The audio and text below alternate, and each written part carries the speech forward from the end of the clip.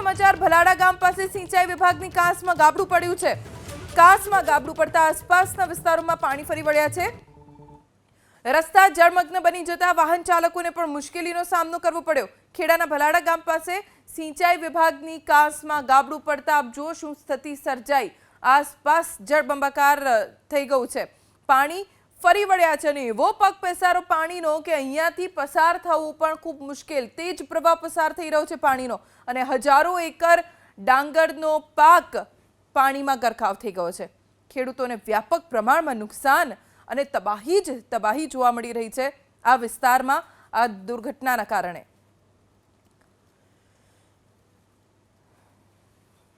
અમારા સંવાદદાતા જલ્પેશ પટેલ પાસેથી જાણકારી પ્રાપ્ત કરીશું। જલ્પેશ, આસપાસ ખેતરોની શું સ્થિતિ સર્જાઈ છે?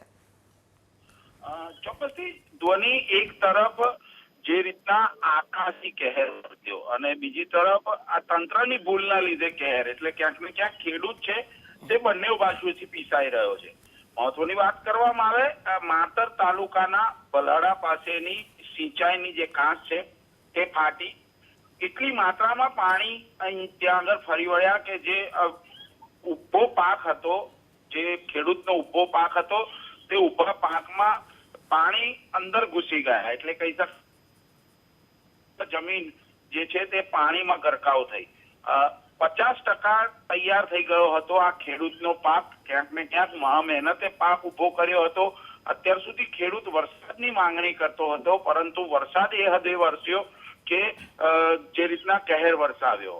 કહી શકાય કે વરસાદની કહેરથી બચ્યા તો ખરા, પરંતુ આ જે તંત્રનો કહેર છે તે અહીં આગળ જોવા મળી રહ્યો છે। કારણ કે કાંસ ફાટી એટલે 20 ફૂટ જેટલું મોટું ગાબડું પડતાની સાથે ડભાવ, મગરોલી, ભલાડા ગામના જે ખેડૂતો છે તેમના ખેતીનો જે પાક છે તેમાં પાણી ફરી વળ્યા, જેને લઈ પારાવાર મુશ્કેલીનો સામનો કરવો પડ્યો અને માંડ બેઠો થયેલો ખેડૂત હવે પાછો જમીનદોસ્ત થયો છે। આભાર જલ્પેશ જાણકારી આપવા માટે। તો કાંસમાં ગાબડું પડતા આસપાસ ખેતરોમાં પાણી ફરી વળ્યા છે। 20 ફૂટ જેટલું ગાબડું પડ્યું છે।